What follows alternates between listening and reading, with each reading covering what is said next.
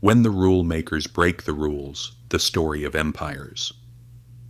Look, history is basically showing us the same movie over and over again, just with different actors. Take a look at January 2026. The US goes and captures the sitting president of Venezuela, then right after takes out Iran's leader. Now, if we get into the debate of was this right or wrong, we'll never get out of it. But here's the real deal. What happens when the biggest bully on the block stops asking for permission? When the guy who literally wrote the rules says, "I'm not following them anymore," that's when things start to fall apart. Most of us think of empires as just armies, guns, tanks, and soldiers. But the truth is much more subtle and powerful. The real game is in the system, financial systems, trade routes, currencies. A country makes its own money and banks so essential that the rest of the world slowly becomes addicted to them. At first, everything is great, safe trade, a smooth-running economy.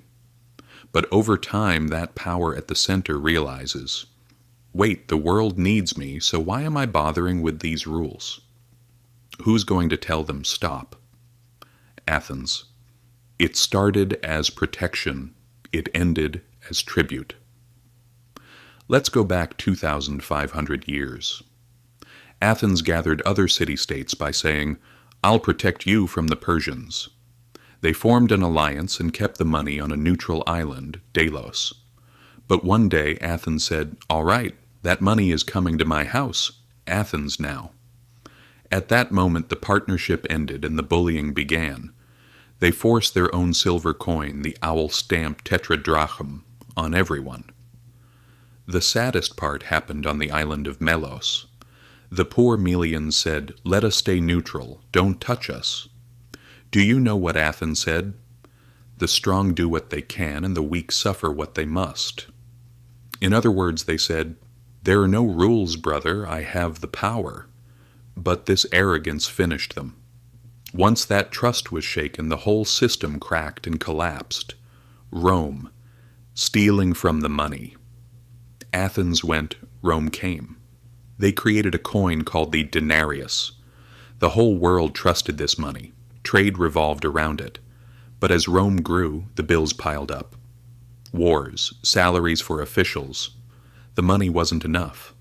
What do you think they did? They reduced the silver in the coin and filled it with copper instead. Basically, they stole the value of the money without the public noticing. Hidden inflation existed back then too. Of course, the merchants woke up. Nobody wanted the coins with less silver, and prices skyrocketed. Rome tried to say, "I'm freezing prices by decree," but it was useless. Trust was gone.